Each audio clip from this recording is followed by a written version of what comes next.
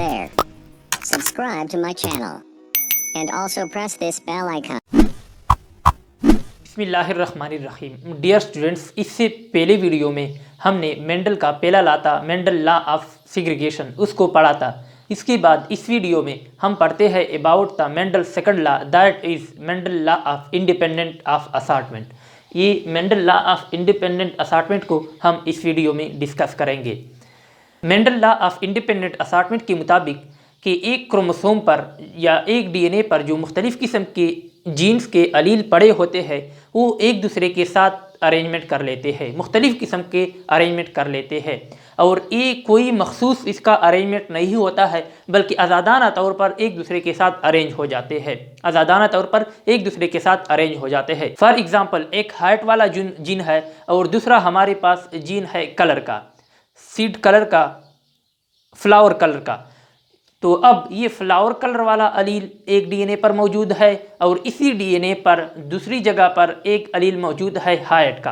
तो अब ये हाइट वाला जीन इंडिपेंडेंटली अरेंज हो जाता है, या तो इसके रिसेसिव अलील के साथ या उसी के डोमिनेंट अलील के साथ अरेंज हो जाता है। तो मेंडल ने इसी इंडिपेंडेंट असॉर्टमेंट के बारे में बयान दिया था। तो Mendel law of independent assortment के मुताबिक the alleles of a gene independently, आज़ादाना तौर पर assort या arrange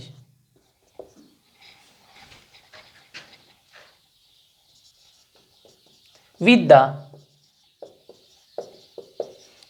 alleles of other genes,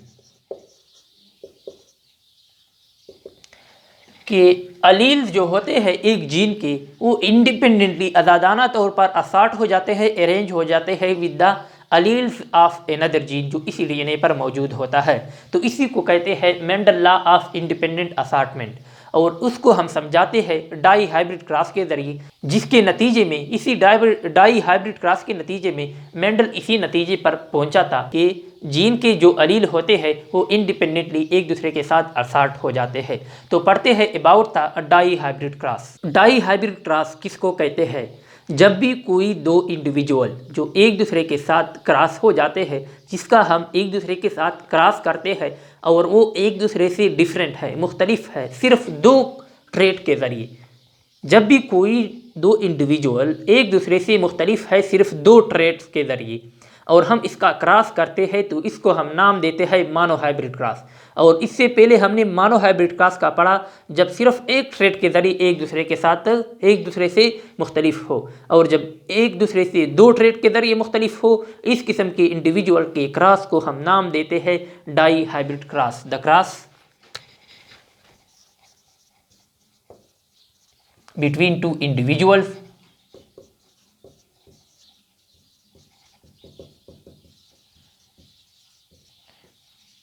which differs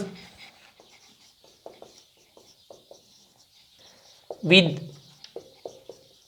two particular traits, जो दो पार्टिकुलर ट्रेट्स के ज़रिए एक दूसरे से मुख्तलिफ हो, उसको हम नाम देते हैं इस कॉल्ड, इस किस्म के क्रॉस को हम नाम देते हैं डाई हाइब्रिड क्रॉस। इसको हम नाम देते हैं डाई हाइब्रिड क्रॉस। इस किस्म के इंडिविजुअल के क्रॉस को कहते हैं डाई हाइब्रिड क्रॉस। मेंडल ने एक टाल पी प्लांट को लिया और उसका जो फ्लावर कलर था वो पिंक कलर था, यानी डोमिनेंट पिंक कलर था, और इसके साथ साथ उन्होंने क्रॉस किया एक ड्वार्फ प्लांट को जिसके फूल जो थे, फ्लावर जो थे वो वाइट कलर थे, यानी ड्वार्फ थे। यानी यहाँ पर एक इंडिविजुअल को उन्होंने होमोजाइगस डोमिनेंट लिया था, दूसरा जो लिया था वो था होमोजाइगस रिसेसिव, तो उसको क्रॉस किया। तो क्रॉस से पहले यहाँ पर इसी इंडिविजुअल में गिमीट का फॉर्मेशन होता है और यहाँ पर भी गिमीट्स का फॉर्मेशन होता है। तो अब यहाँ पर भी गिमीट्स पैदा होते हैं और यहाँ पर भी गिमीट्स फॉर्मेशन होता है। तो यहाँ पर जो गिमीट पैदा होते हैं वो इस तरह के होंगे, capital T, capital P, capital T और कैपिटल पी। यहाँ पर भी इसी तरह जो होंगे वो स्मॉल टी और स्मॉल पी के ज़रिए हम जाहिर करेंगे। यहाँ वाली भी स्मॉल टी और स्मॉल पी के ज़रिए रिप्रेजेंट करते हैं। तो यहाँ पर भी 2 गिमिट्स बन गए, यहाँ पर भी 2 गिमिट्स बन गए। अब हम क्रॉस करते हैं और चेकर बोर्ड के ज़रिए रिप्रेजेंट करते हैं। अब इसको हम चेकर बोर्ड के ज़रिए इस तरह रिप्रेजेंट करेंगे। हमारे पास एक इंडिविजुअल की भी 2 गिमिट्स बन गए थे। फर्ज करें मैं होमोजाइगस डोमिनेंट वाला लेता हूँ, तो यहाँ पर जो दोनों थे वो इस तरह के थे, कैपिटल टी कैपिटल पी। और जो दूसरा इंडिविजुअल था उसके जो गिमिट्स थे उसका जीनोटाइप किस तरह था, small T small P, small T small P. तो अब इसका एक दूसरे के साथ क्रॉस करते हैं। ऑफ स्प्रिंग जो पैदा होते हैं वो इस तरह होंगे। यहाँ पर कैपिटल टी पहले, फिर इसके बाद स्मॉल टी, इस तरह का हम लिखेंगे। इसके बाद कैपिटल टी पहले, इसके बाद स्मॉल टी, पहले कैपिटल टी इसके बाद स्मॉल टी। अब यहाँ पर भी इसी तरह होगा, capital T small T, capital P small P. यहाँ पर भी इस तरह capital T small T, capital P small P. यहाँ पर भी capital T small T, capital P small P. तो ये हमारे पास जो ऑफस्प्रिंग बन गया, F1 जनरेशन जो बन गया वो इस तरह है। अब गौर से देखिए, सारे के सारे हेट्रोजाइगस है। यहाँ पर भी एक स्मॉल, एक डोमिनेंट और दूसरा रिसीसिव, डोमिनेंट रिसीसिव, इस तरह ये सारे हेट्रोजाइगस है। और है कैसे, यहाँ पर हम सबसे पहले फिनोटाइपिक रेशो निकालते हैं। फिनोटाइपिक रेशो किस तरह होगा, हमारे पास जो डोमिनेंट कंडीशन था वो किस तरह था। डोमिनेंट कंडीशन में जो फ्लावर था, जो इंडिविजुअल था वो कैसा था, टॉल एंड पर्पल। दूसरा जो था ड्वार्फ एंड वाइट। अब इसका हम रेशो निकालते हैं। यहाँ पर कितने टॉल एंड पर्पल है, ये वाला भी डोमिनेंट है और ये वाला, तो यहाँ पर ये टॉल एंड पर्पल तो हो गया। ये वाला भी इसी तरह, ये वाला सारे चारों के चार जो है वो कैसे है, टॉल एंड पर्पल है। ड्वार्फ एंड वाइट इसमें कोई नहीं है F1 जनरेशन में। गौर से देखिए, यहाँ पर F1 जनरेशन का जो फिनोटाइपिक रेशो है वो 4:1 है, सॉरी 4:0 है। इसी तरह अगर हम जीनोटाइपिक रेशो भी निकाल ले तो वो भी इसी तरह कितना होगा, 4:0, क्योंकि सारे के सारे जो है वो हेट्रोजाइगस टॉल एंड पर्पल है। तो हमारे पास जीनोटाइपिक रेशो इस तरह 4:0 आता है। ये है डाई हाइब्रिड क्रॉस। और आपको अगर याद हो, इससे पहले वीडियो में हमने मोनो हाइब्रिड क्रॉस का पढ़ा था, उसका भी फिनोटाइपिक रेशो कैसा था और जीनोटाइपिक रेशो, वो भी दोनों 4:0 थे। इसके बाद हम सेल्फिंग करते हैं इसी F1 जनरेशन को, ये F1 जनरेशन को आपस में क्रॉस करते हैं और देखते हैं इससे F2 जनरेशन में कैसे इंडिविजुअल पैदा होते हैं। हमारे पास डाई हाइब्रिड क्रॉस के नतीजे में जो F1 जनरेशन पैदा हो गया, इसका सेल्फिंग करते हैं। F1 को F1 के साथ क्रॉस करते हैं और इसी को पेरेंट जनरेशन कंसीडर करते हैं।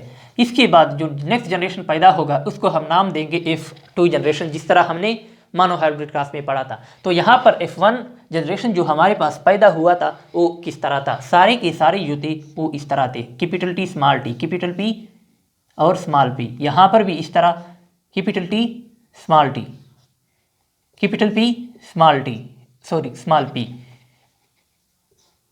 तो अब यहाँ पर पहले गिमेटोजेनेसिस होगा, गिमिट्स का फॉर्मेशन होगा। और यहाँ से हम इसी पॉइंट को Mendel law of independent assortment को जानेंगे कि किस तरह यहाँ पर इंडिपेंडेंट असॉर्टमेंट होता है। यहाँ पर क्योंकि 2 अलील है, एक टॉलनेस का है और दूसरा कलर का है, फ्लावर कलर का है। अब ये इंडिपेंडेंटली असॉर्ट हो जाएंगे। किस तरह असॉर्ट हो जाएंगे, ये इस तरह नहीं होता है कि ये कैपिटल टी हमेशा कैपिटल पी के साथ रहेगा, नहीं, ये कैपिटल टी स्मॉल पी के पास भी हो सकता है और कैपिटल पी के साथ भी हो सकता है। और ये स्मॉल टी कैपिटल पी के साथ या स्मॉल पी के साथ भी हो सकता है। मैं इस तरह, इसके नतीजे में 4 गिमिट्स बन जाएंगे। पहले मैं इन 2 को लेता हूँ और एक गिमिट बनाता हूँ, कैपिटल टी स्मॉल पी, ये एक गिमिट हमारे पास बन गया। अब यहाँ पर देखिए, ये कैपिटल टी स्मॉल p के साथ लेता हूँ कैपिटल T स्मॉल p। अब नेक्स्ट स्मॉल t की बारी है, स्मॉल t कैपिटल P। तो हमारे पास जो अगला होता है वो इस तरह का गिमिट बन जाता है। इसके बाद स्मॉल t स्मॉल p। तो इस किस्म के 4 गिमिट्स हमारे पास बन सकते हैं, क्योंकि इंडिपेंडेंट असार्टमेंट होता है, कोई भी बन सकता है। गौर से सुने, कोई भी बन सकता है। ये ज़रूरी नहीं है कि कैपिटल T यानी डोमिनेंट हमेशा एक साथ रहेंगे और रिसीसिव हमेशा एक साथ रहेंगे। नहीं, रिसीसिव और डोमिनेंट एक साथ भी एक गिमिट में भी हो सकता है। तो अब हमारे पास इसी तरह यहाँ पर भी उतनी ही तादाद में गिमिट्स पैदा होते हैं। तो अब हम गिमिट्स का क्रॉस करते हैं और देखते हैं कि जो नेक्स्ट जनरेशन है वो किस तरह होता है। तो अब हम क्रॉस करते हैं और चेकरबोर्ड के ज़रिए हम रिप्रेजेंट करते हैं कि किस तरह ये क्रॉस होता है। आप गौर से देखते जाए,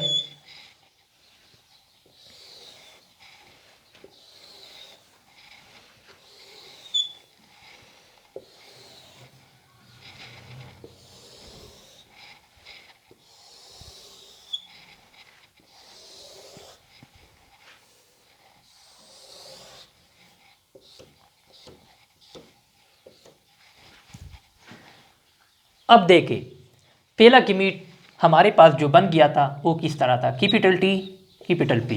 दूसरा जो हमारे पास बन गया था कैपिटल T स्मॉल p। तीसरा जो बन गया था स्मॉल t कैपिटल P। चौथा जो बन गया था स्मॉल t स्मॉल p।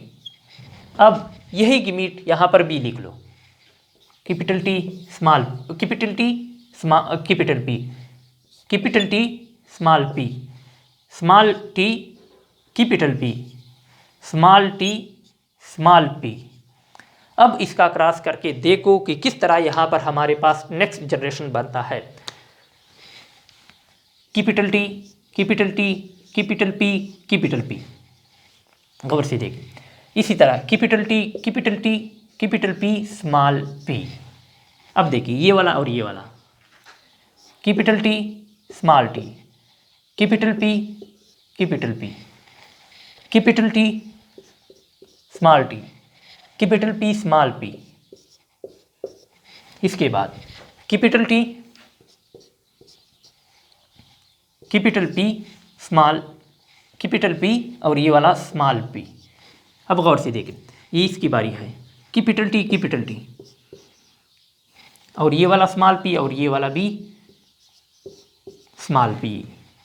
गौर से देखिए ये भी स्मॉल p है। अब देखिए ये और ये, capital T small t capital P small p, capital T small t small p small p। गौर से देखो अब ये 2 लाइन बाकी रह गए, capital T small t capital P capital P, capital T small t capital P small p। अब देखें small t capital P और capital P, small t capital P small p।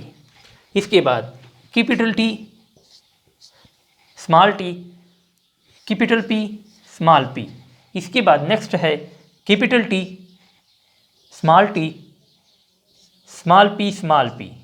गौर से देखते जाए, इसके बाद ये वाला और ये वाला, इसके नीचे जो आता है ये और ये वाला, small t capital P small p।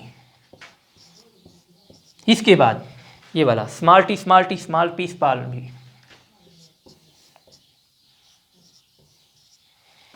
अब आप गौर से देखें हमारे पास कितने ऑफस्प्रिंग बन गए, 1 2 3 4 और 4 ये 4 जार 16। तो हमारे पास टोटल 16 ऑफस्प्रिंग बन गए।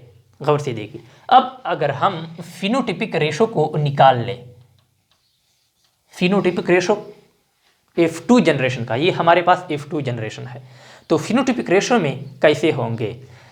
गौर से देखिए ये वाला है हमारे पास टाल और इसके साथ साथ फ्लावर कलर भी पिंक है। तो इसको हम रेड कलर से शो करते हैं। यहाँ पर मैं रेड कलर से लिख लिया।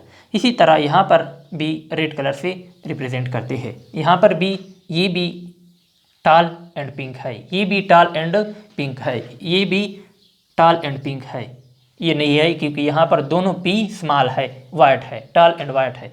ये वाला भी टाल एंड पिंक है, ये वाला नहीं है, ये वाला कैपिटल टी और ये दोनों भी कैपिटल पी है। तो यहाँ ये वाली भी कैसे है, टाल एंड पिंक, ये वाले टाल एंड पिंक, क्योंकि यहाँ पर एक पी डोमिनेट है और टी डोमिनेट है।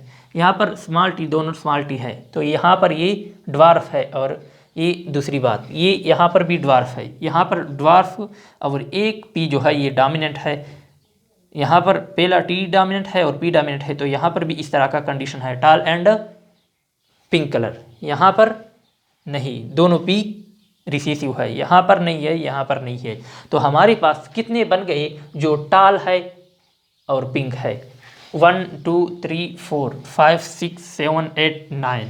तो हमारे पास जो पहले नंबर पर आ गई वो है 9। इसके बाद मैं कलर चेंज करता हूँ और ब्लैक कलर से यहाँ पर शो करता हूँ।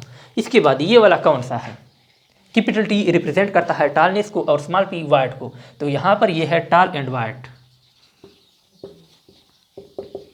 जो कि ब्लैक कलर से मैंने यहाँ पर शो किया, टाल एंड वाइट। ये वाला भी टाल एंड वाइट क्योंकि पी रिसेसिव है, 2 हो गए।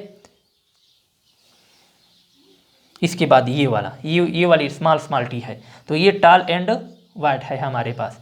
इसके अलावा ये 4 जो रह गए हैं इसमें तो नहीं है। तो हमारे पास कितने बाकी बन गए, 3, 9:3 अब इसके बाद मजीद देखते हैं ये वाला कौन सा है। मैं कलर चेंज करता हूँ। स्मॉल टी रिप्रेजेंट करता है ड्वार्फ को, dwarf and pink, dwarf and pink को गौर से देखिए। ड्वार्फ एंड पिंक को मैंने ब्लू कलर से शो किए हैं, तो ये भी ड्वार्फ इन पिंक है, ये भी ड्वार्फ इन पिंक है और ये भी ड्वार्फ इन पिंक है। तो यहाँ हमारे पास ड्वार्फ इन पिंक जो है वो भी 3 बन गए और आखिरी एक बाकी बच गया, वो कौन सा है,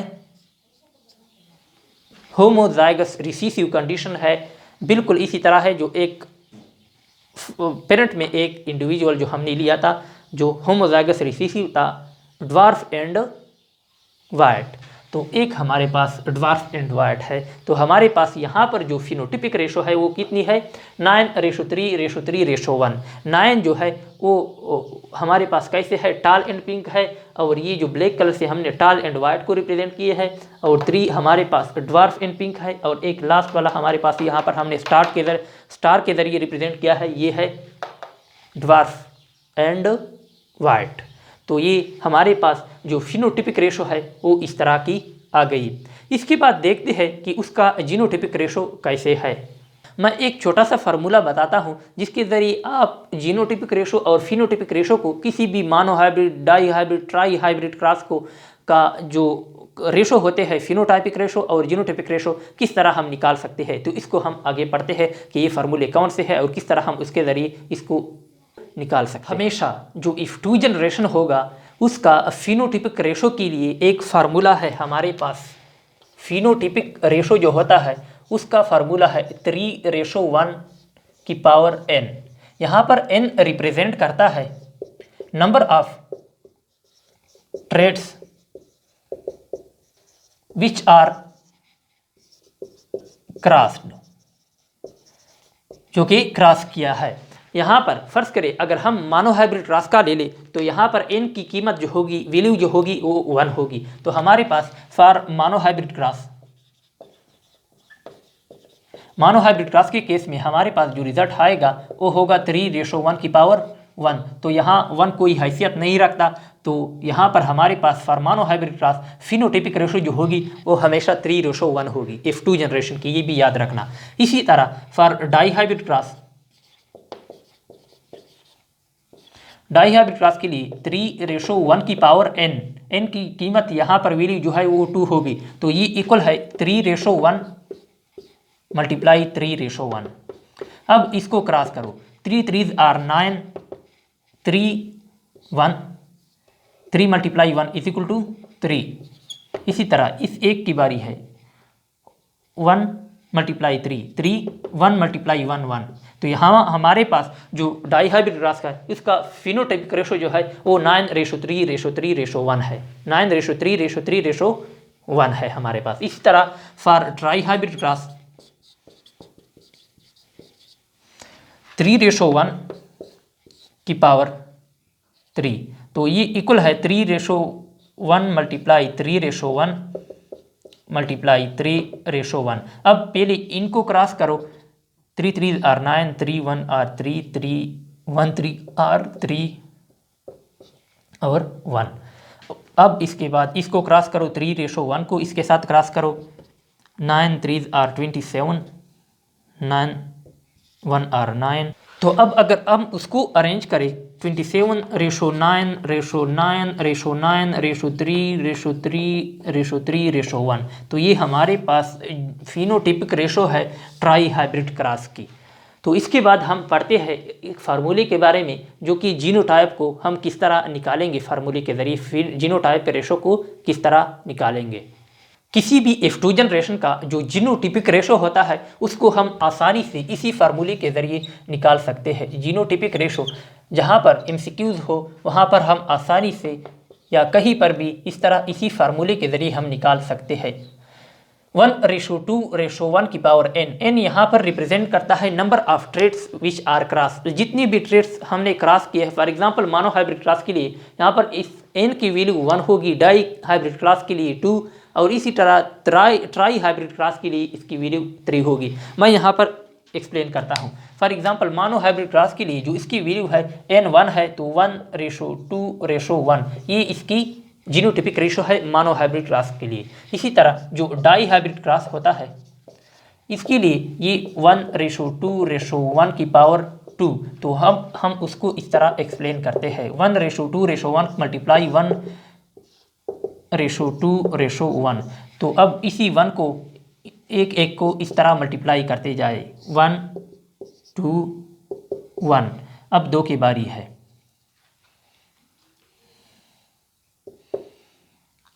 2 2 2s are 4, 2 1s are 1, sorry 2 1s are 2। इसी तरह अब 1 की बारी है, 1:2:1। अब अगर हम इसको अरेंज कर ले 4:2:2:2:2:1:1:1:1, तो ये जीनोटिपिक रेशो है डाई हाइब्रिड क्रॉस का, जो कि अभी हमने डिटेल के साथ पढ़ा है। तो ये आसानी के लिए MCQs के लिए इंतहाई आसान और इम्पॉर्टेंट फार्मूला है। तो ये था शॉर्ट ट्रिक्स यानी शॉर्ट फार्मूले है जो कि MCQs के लिए आप किसी भी वक्त अपने वक्त को बचाते हुए इस्तेमाल कर सकते हैं। तो इसके बाद नेक्स्ट वीडियो में इंशाल्लाह आगे पढ़ेंगे।